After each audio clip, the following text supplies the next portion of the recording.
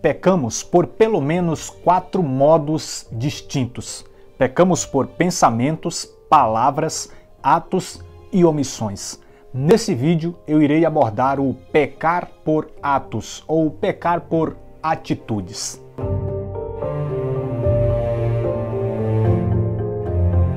Pecar por atos ou pecar por atitudes, por ações, é diferente do pecar por pensamentos, pois quando pecamos por pensamentos, nem sempre necessariamente nós transbordamos esses maus pensamentos, esses pensamentos pecaminosos, em obras, em atos, em atitudes concretas. Muitas vezes esse pecar por pensamento se restringe somente à questão da mente.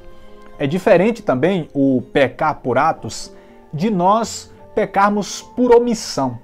Pois quando pecamos por omissão, nós exatamente deixamos de fazer algo que deveria ser feito. O pecar por atos, o pecar por atitudes, por ações, é exatamente a prática concreta de tudo aquilo que vai contra a vontade de Deus. Sendo assim, esse tipo de pecado é ao mesmo tempo abrangente, pois o pensar de forma pecaminosa, o falar pecaminoso e até mesmo o omitir configura também como ato rebelde contra a vontade de Deus. Podemos dizer que o pecar por atos é, na maioria das vezes, cometer pecado grave, ou seja, praticar algo grave com plena consciência e com decisão deliberada. Pois é isso que caracteriza um pecado grave, é eu praticar algo grave com plena consciência do que eu estou fazendo e eu decidir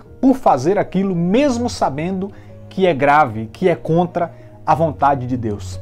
Nós podemos aqui então dar o conceito de pecar por atos ou atitudes ou ações, dizendo que é quando nós praticamos algo, fazemos algo concretamente contra a vontade de Deus, mas ao mesmo tempo dar um conceito abrangente, afirmando que o pecar por atos é nós nos conduzirmos, nós nos comportarmos, é nós termos uma conduta de forma geral, no pensar, no falar, no agir, no deixar de fazer, é nós termos essa conduta, esta postura de uma forma geral contra a vontade do Senhor, contra a palavra de Deus. Então, se o pecar por atos é exatamente nós praticarmos concretamente aquilo que vai contra a vontade de Deus, se é nós nos conduzirmos contra a palavra, a vontade, os mandamentos de Deus, nós precisamos entender que desde o princípio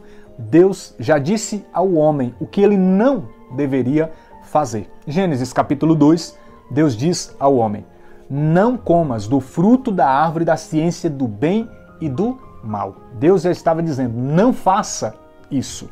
Os 10 mandamentos então é isso.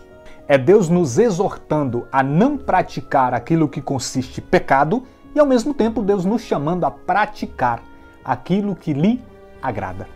Quando nós chegamos em Gálatas capítulo de número 5, do 19 em diante, nós vemos o apóstolo Paulo escrever sobre as obras da carne. É sabido que nós, após o pecado original, já nascemos com uma natureza inclinada ao mal. E ela tem as suas obras. O que é que nós poderíamos aqui dizer que são obras?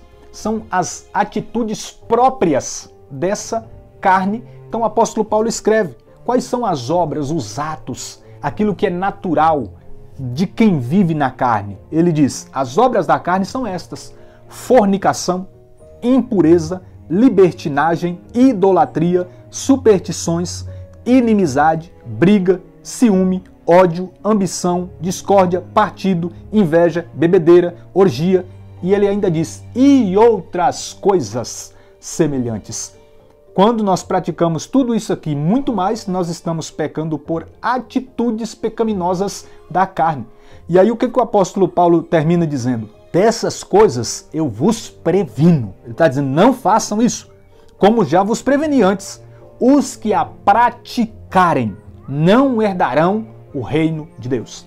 Ele está dizendo, aqueles que fazerem isso, aqueles que terem atitudes da carne, não poderão herdar o reino de Deus. Mas nós somos chamados a não só renunciar aos maus atos que são contrários à vontade de Deus. Muito mais que isso, nós somos chamados a praticar aquilo que é da vontade de Deus. Nós somos chamados a nos comportar conforme a palavra do Senhor. Nós precisamos também destacar, assim como destacamos as obras da carne, precisamos destacar também os frutos do Espírito. Ou seja, como que aquele que é conduzido pelo Espírito Santo se comporta. Nós temos também em Gálatas capítulo 5, o mesmo capítulo que fala das obras, dos atos da carne. Fala também dos atos próprios de alguém que vive no Espírito. E nós podemos ler: o fruto do Espírito é caridade, é amor, alegria, paz, paciência, afabilidade, bondade, fidelidade, brandura, temperança. Todos esses são frutos, são atos de quem vive no Espírito. E nós somos chamados a praticar aquilo que é da vontade de Deus, a agir, a ter atitudes conforme a palavra do Senhor. Efésios capítulo 2, verso 10 está escrito assim: somos obras suas, somos obras de Deus, criados em Jesus Cristo, para quê? Para as boas ações, para os bons atos, para fazer aquilo que é bom, que Deus de antemão preparou para que nós as praticássemos. Ao falar sobre não pecar por atos, mas, pelo contrário, agradar a Deus através de atos, eu me lembro do livro Atos dos Apóstolos.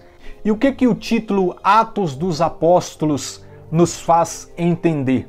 Que os apóstolos, os seguidores de Cristo, cheios do Espírito Santo, realizavam grandes feitos no reino de Deus. Nós vemos que eles foram cheios do Espírito Santo, nasceram as primeiras comunidades e nós vemos uma evangelização intensa. Isso significa que quando nós estamos cheios de Deus, cheios do Espírito Santo, nós realizamos atos próprios do agir do Espírito Santo em nós.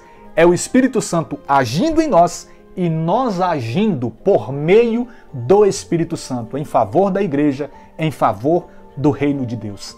Então que nesse vídeo nós tomemos posse desse chamado de Deus. Nós somos exortados ao mesmo tempo a deixar de realizar os atos contrários à vontade, à palavra, os mandamentos do Senhor, e ao mesmo tempo nós somos chamados a realizar aquilo que é do agrado do Senhor. Deus abençoe sua vida e até o próximo vídeo, em nome de Jesus.